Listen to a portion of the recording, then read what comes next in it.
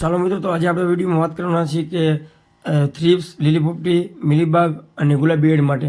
તો મિત્રો 2 દવાથી 4 રોગને આપણે કંટ્રોલ કરશું.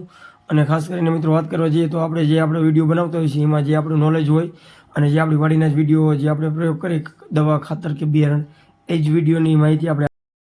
તો મિત્રો અત્યારે કપાસમાં વધારે હેટેકના કારણે આપણે ખાસ કાળજી લેવી પડે. તો ચાલો વિડીયોમાં આગળ. હેલો, રામ રામ, સીતારામ, જય માતાજી તમામ યુટ્યુબ ફેમિલીને મિત્રો. તો કેમ છો બધા ખેડૂત મિત્રો? મજામાં જશે ને હું છું આપણો મિત્ર ભાવેશ. અને આજે તારીખ થઈ છે 22/8/2025 મિત્રો. તો ફાઇનલી અત્યારે વરસાદની આગાહી પણ એવી સરસ મજાની ચાલી રહી છે મિત્રો. જે 16 તારીખથી તે આમ જોઈએ તો 31 તારીખ લગીને આવું રનિંગ વરસાદ ચાલુ જ રહેશે મિત્રો. જે કોઈને પિયત નહીં આપવું પડે એવો વરસાદ સારો પણ ચાલી રહ્યો છે. અને આપણે પણ જો વરસાદ કાલે સાંજે આવી ગયો તો કાલે રાતે, અને બીજો 2 દિવસ પહેલાં પણ આવ્યો તો એટલે રોજે રોજ આમ જોઈએ તો 5 જોકો વરસાદ આપણે મિત્રો થઈ જાય છે.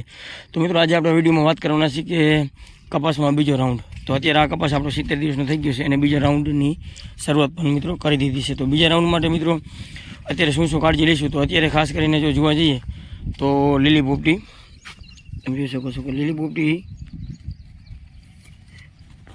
આ રીતની મિત્રો લીલી પોપટી તમને જોવા મળશે. એ લીલી પોપટી, થ્રીપ્સ, મિલીબાગ અને ગુલાબી એડ.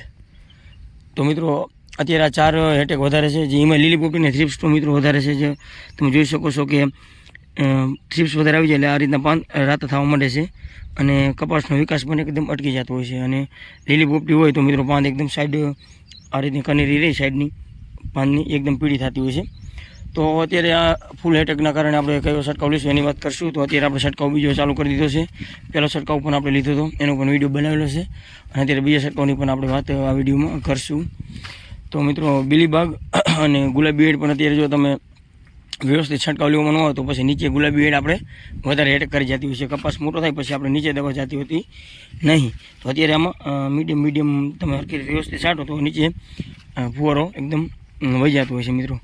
એટલે લીલી પોપટી જો મિત્રો વધારે હેટેક કરે તો એકદમ તમારા પાન પીળા કનેરી પીળી થઈ જતી હોય છે અને થ્રીપ્સના લીધે રાતી થઈ જતી હોય છે. તો અત્યારે થ્રીપ્સ અને લીલી પોપટીનો હેટેક વધારે છે. તો ચાલો હું તમને દેખાડીશ મિત્રો લીલી પોપટી અને થ્રીપ્સ માટે આપણે કયો છંટકાવ કરશું જેથી કરીને આપણને સારામાં સારું રિઝલ્ટ મળી શકે મિત્રો. તો મિત્રો કોઈ પણ સારી કંપનીનું 40% ફિપ્રોનિલ અને 40% ઇમિડા. ફિપ્રોનિલ છે મિત્રો થ્રીપ્સમાં કામ કરશે. તમે જોઈ શકો છો કે જે ફિપ્રોનિલ રહ્યું 40% એ આપણે સારામાં સારું થ્રીપ્સમાં કામ કરશે. અને ઇમિડા પાયરીપોસ રહ્યું એ 40% WDG એ લીલી પોપટીમાં કામ કરશે. તો મિત્રો આ 100 ગ્રામનું પેકેટ છે. 100 ગ્રામના 15 પંપ કરો તો આપણને સારામાં સારું રિઝલ્ટ મળે છે. અને જો મીડિયમ હોય તો આપણે 20 પંપ પણ કરી શકીએ છીએ. પણ અત્યારે હેટેક વધારે છે એટલે 15 પંપ જ કરવાના મિત્રો.